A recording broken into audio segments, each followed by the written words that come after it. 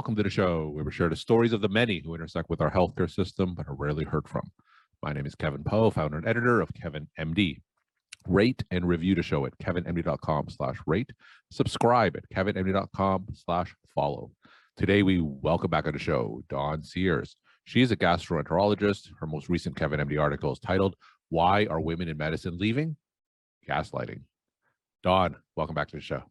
Thanks so much, Kevin. This is so perfect because it's September, the very beginning of September here, and it's Women in Medicine Month. So I love that we're doing this talk today. Fantastic. And your article got a lot of traction, over 2,000 social media shares. Now, for those who didn't get a chance to listen to our first episode together, that was about a year ago. Just briefly share your story and journey to where you are today. Yeah, I'm a gastroenterologist, and gastroenterology, when I started, it was about 10% women. So I was often the only woman in the room, and I was successful because I was a servant leader of taking care of my colleagues. As a result of that, I was asked to be on lots of committees and lots of leadership opportunities. Then I ended up finding myself in the boardroom, finding myself on executive committees, finding myself as the chair of, or the chief of the division. And so everyone came to me, "Dawn, how are you doing it?" I'm like, "What do you mean? You just show up and you do it." And people wanted a roadmap for that. I put together women leaders in medicine. It was never my intent. My intent was just to cure Hep C and remove some polyps along the way. But instead, my career transformed in the last 10 years to empowering women physicians and helping them to see that there is a way and they're not doing it wrong, that maybe the system wasn't designed for them. Now I am able to be a gastroenterologist. I'm also a coach, and I do a lot of discussion, talking, mentoring, and I'm really honored to be able to mentor groups of women nationally and internationally of finding their voice. So there's a need for this, and apparently I'm one of those that can offer that service. So I'm very blessed to be in that position. So give us a story or an example of how giving women physicians their voice moves the needle in terms of advocating for women in the profession. Oh my goodness, so many ways.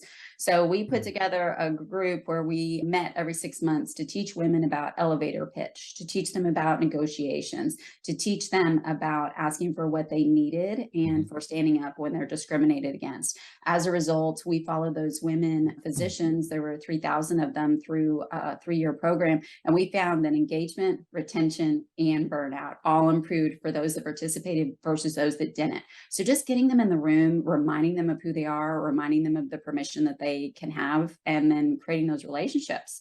Another way is just making the relationships go further than that meeting. So men often get together on the golf course and get together and discuss committees and opportunities, things like that. We don't have that opportunity because on the weekends, we often are busy. 85% of us are mothers taking care of children and families. And so having the opportunities to elevate each other and pull each other up, as a result, the other women that I've gotten together with over the last 10 years, we nominate each other for national committees, for awards, for the things that the men have been doing this whole time, but we just didn't know how to do it. And so we're giving permission and modeling for each other how to do that. And as a result, I recently got promoted to full professor. And I directly link that back to some of my women that are in New York and LA and other places that were elevating me for different things.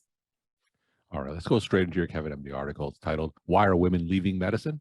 Gaslighting." Now, for those who didn't get a chance to read your article, just walk my audience through it, share the story, why you decided to write it. Yeah, I decided to write it because at the beginning I talk about not a week goes by that a woman physician doesn't come to me and say, "I think I'm going to quit." And so maybe there's some other options. Maybe we can find a way, and maybe you're not doing anything wrong. So putting out the facts, the reality of what we're living, and that making women feel like they're not crazy. They're not the only one who's experiencing this. So the first part I talk about is the part that a lot of people know a lot about, which is the pay gap. Women physicians, straight out of training, exact same training as the men, they are offered less money 96% of the time in all specialties. Boom, mind blowing. And then when you follow them 10 years later, the same thing is happening, but it's actually worse. It's up to 98% of women physicians are being paid less than male physicians in the same line of work, doing the same job, working the same hours, all of those things. So we put that out there that these are just the facts and numbers don't lie. So it is what it is. And then we go into a little deeper in the article talking about the frustration that all of us feel in medicine in working in the system. And one of the biggest ones is the electronic medical record. We know we all feel married to it on our phones, on our devices, and we can never escape, and it's never enough, and it's constantly chirping at us. In reality, it's chirping looking at the women physicians at a higher degree. And the men are like, what are you talking about? So this is a beautiful study looking at a family medicine practice, and they found that the women physicians, it was an equal male to female, and they found that the women physicians received 26% more messages from the patients versus the male physicians. So I have patients all the time say, oh, Dr. Sears, I'm so sorry. It was my brother's funeral and I drank 2 beers.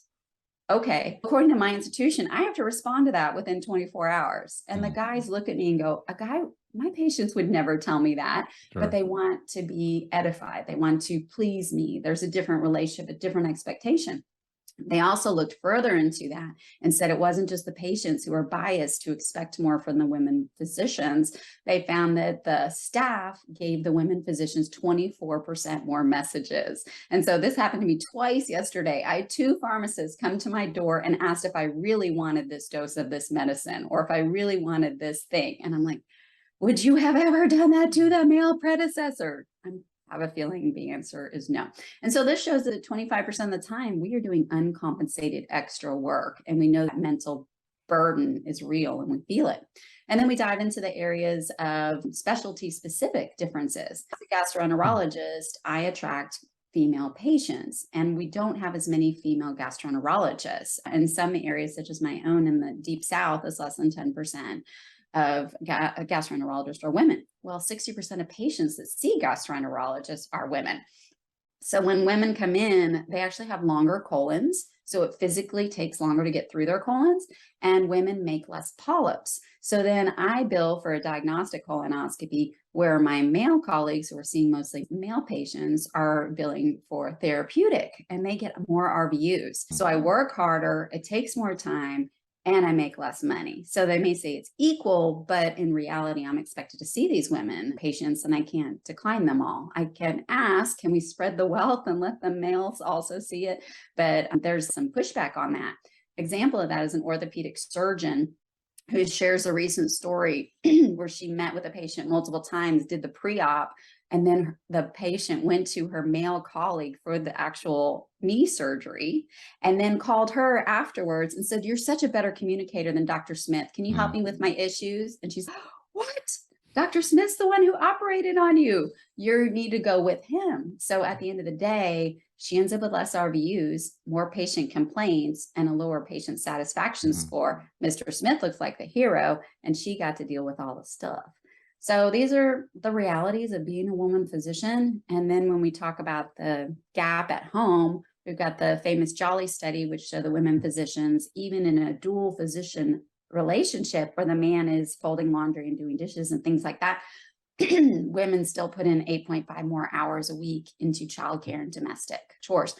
We also have a Lebanese study that recently came out showing the same thing, the double the parenting time for the women physician versus the male physician is stepping up. But again, double the time. Where does that time come from? We also have studies showing women need more sleep. We're not getting the sleep because we're taking care of the house and the kids and all the things. And then you look at the productivity, you look at the outcomes, and you look at the emergency room studies from Florida, 10 years of time of a female physician coming in with a heart attack. Her outcomes were better if she was taken care of by a woman physician. We also have the surgical data out of Canada showing better post-operative complications. We've got the internal medicine data coming out of the Northeast showing less readmissions for a woman physician. So we want to stop women physicians from leaving. So at the end of the article, I talk about solutions. So we can complain about it, but let's talk about. So let's talk about that. I just want to ask a few questions before we get into the solution. So a lot of studies, a lot of data that you cited, and that manifests in a lot of female physicians coming to you as department head saying that I want to leave clinical medicine. So what kind of reasons do they give you? So I know you listen through a lot of studies, but on a story level, what kind of reasons do they give you when they say, I want to leave clinical medicine? I can't do it all. I'm expected to do more than everybody else. I am not compensated fairly. Every time I ask for help or ask for a raise or ask for a schedule change, they act like I'm needy. They act like they're doing me a favor and allowing me to have a job. I feel like I'm being taken advantage of. I can't get ahead. I'm irritable, I'm angry, my relationship with my partner is bad, my relationship with my kids is bad. I don't like the person I've become because I'm so stressed out trying to please the world. It feels like a setup that I'm never going to win. And so guess I'm out. So you're hearing this as department head, and you're obviously in a leadership position. Can you move the needle? And how much can you move the needle? Yes, we can move the needle. I believe that. I have to believe that. And I've seen it. So many of the women, when we've got together to meet regularly, whether it's coaching or doing conferences together, they are literally weeping at the back of the room saying, now I feel like I can do this. Now I don't feel alone. Now I feel like I have a tribe. Now I feel like I'm not the only one messing this up. And this has nothing to do with me. It's about the system. And we're all struggling together in the system. And if I leave, I don't have the opportunity to fix the system, tweak the system, change the system, or stand up and call out these things for the next generation behind me. So I'm going to stick around because I'm going to keep bringing these issues up that maybe when we look at a hospitalist schedule where it's 1 week on, 1 week off, we still have to put in maternity leave in there and don't just assume it's built in. You can't build in maternity leave to take off every other week. So we need to think about these things. So if you're not in the room to bring these things up, often the leaders that are making these decisions may be a different gender and may have a different viewpoint. And when you open their eyes, they're not trying to be malice. They're just not making wise decisions because they don't see the world through the lens of 50% of the women physicians that are coming out of med school right now. And if we want to keep them employed, we have to offer this pair of glasses to those leaders and say, oh, by the way, look at it from this view. And they go, oh, yeah, of course. Why did we set it up that way? Because it worked for you in the past, but now things are different. So let's talk about more solutions. So what other things do you tell these women physicians who come to you? What other solutions do you offer? Yeah, I love talking about systemic solutions because it's a systemic problem. And if we go back to individual solutions, then we're doing the victim blaming thing. So I definitely work on self-compassion and getting a coach, getting a therapist, working through that, having realistic expectations for yourself, self-compassion. And we talk about meditation and goals and all of that. So that's one thing. And that I work with individually on a lot of clients. But what I love talking about is empowering entire institutions and saying, we can fix this because that's where the problem is. The problem isn't that we are hiring non-resilient women physicians. For the love of God, we've had babies and we're nursing and we're running to a code all at the same time. What I offer is 3 super easy solutions that are like no brainer, and then 3 really brave, courageous solutions that will really move the needle, but very few people have the guts to do yet. But if we continue to have these conversations, maybe we'll get there. So the first one, of course, is just transparent compensation. Just let everybody know who's getting paid what and why. And so it doesn't have to be by individuals, but by genders, and putting it out there. So if we know that the female orthopedic surgeon is paid 30% less than the male orthopedic surgeon, let's talk about why. And let's talk about what we can do to level that playing field. So that's one thing. The second thing is having remote options. If COVID has taught us anything, for us to move from 10% telemedicine visits in February 2020 to April 2020 being 90% of telemedicine visits, we claim medicine doesn't move fast and this is an archaic system and it's built this way. We just proved it wrong. We blew this system up in a matter of 60 days in 2020. So we can do that again. We can create some remote options. It doesn't have to be every day of the week. It doesn't have to be all day every day, but to allow women who do have all these obligations, or the parent, then primary parent, to have more of these options, we'll just set them up for success and longevity and loyalty. So it can be done. The third one is a flexible FTE. This is something I love talking to female gastroenterologists about, because they say, I've asked everywhere for a part-time job and nobody will give me a part-time job. They say it can't be done as a gastroenterologist. And they go, I've been part-time my entire career and I've been chief. It can be done. And I've been a teacher and a researcher. So it just has to be creative and you have to think about it and imagine it. So I've worked 70%, I've worked 60%, I've worked 80%, I've worked 90%. It can be done. So giving permission for people to do that. And when I was chief, actually the majority of the men worked part-time because they wanted to learn to play saxophone. They wanted to hang out with their grandkids. They wanted to build a barn, whatever. It's not always a gender specific issue. So my 3 brave solutions are to give women physicians, and this is crazy talk, I understand, 5 extra days a year for their healthcare. Boys and girls are different. We have to get mammograms every year. We have to get cervical checks. And when you look at children, 85% of the time they're accompanied by a woman when they get healthcare. You look at elderly, 85% of the time they're accompanied by a woman at their visits. So if we're the sandwich generation taking care of both, let's set us up for success. Is it fair? No. But I have 2 teenagers that drive. They pay different rates. There's a reason. It's data driven. And my life insurance is different. Males have a higher rate because they die at a younger age. Medical insurance is different depending on how old you are because of your gender, whether you're more likely to have babies or not. So the insurance industry knows this. Other industries know this. They know that 2 genders have 2 different needs. Why don't we just set up our time off in that way? So we don't act like it's a shock that she took off to get a mammogram. Like we knew this was going to happen. In fact, Tate Shanafelt said the other day at the Joy and Wholeness conference, I know to the point how many women are going to ask for maternity leave next year at Stanford, but we act like it's a shock every year. We don't plan for this, so we can do that. The second one is to give 10 to 20% more admin time to women physicians, knowing that we're going to have uncompensated requests from our staff as well as from our patients. So let's just build that in. Again, that won't feel fair, but it also doesn't feel fair that I had to lactate. I had to deliver the babies. I miscarried during work. That's not fair, but that's just reality. So I don't fight reality. I just accept reality. And I wish that more leaders would accept reality too. And then the next one is to level the field. Whether we want to call it a handicapped or call it a leveling the field tax, that we know that women are going to have less for RVUs. We know that in certain fields for certain reasons, as I've outlined. And we also know that women physicians are graded worse on their Press-Ganey scores, especially by women patients, ironically. We also know that women who give lectures are graded worse. Even if you don't, all you do is put the name of the woman on the lecture. Howard versus Heidi, the famous study with the applications, but they've also done the same thing for lectures. And they find that students rank women professors lower. So all the things that we put all these sentences to, we already have the data to show where there's a bias there. And if we can put in a bias tax, we can change the world so that we're not handicapping women even more. So of those 6 solutions, 3 brave, 3 lower hanging fruit. Tell us which one of those have gained traction in terms of stories that you heard. Oh, the days off, the five extra days off. The women are so stressed. They won't get their mammogram. They won't get their teeth cleaned. They won't go because they're just so nervous. One of the kids is going to get sick and now I'm going to have to use my sick day to stay home with them with COVID. And so I'm not going to do my own self-care.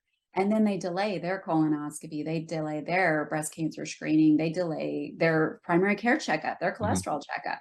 So the impact of, they acknowledge I'm different and I have different needs, I think would be huge to just allow that. And it's going to cost the healthcare system very little because then we end up with emergencies and emergency scheduling. So in reality, it's the lowest cost with the highest return on investment.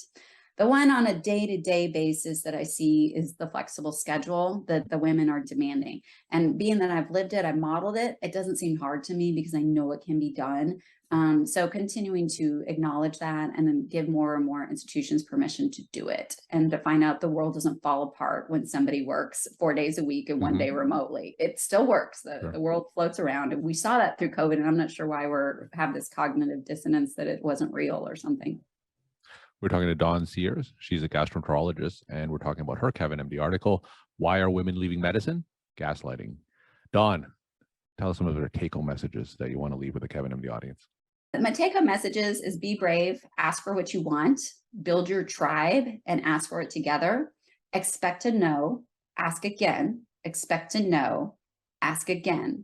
Are we there yet? Are we there yet? Are we there yet? Can we go to Disney? Can we go to Disney? Can we go to Disney? Keep asking. And then pretty soon the leaders are going to see, wait, this isn't just one whiny person. This is a movement and we need to do the right thing.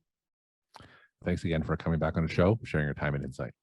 Thanks so much, Kevin. Thanks so much for highlighting this, especially during Women in Medicine Month. This is outstanding. I appreciate your collaboration and partnership.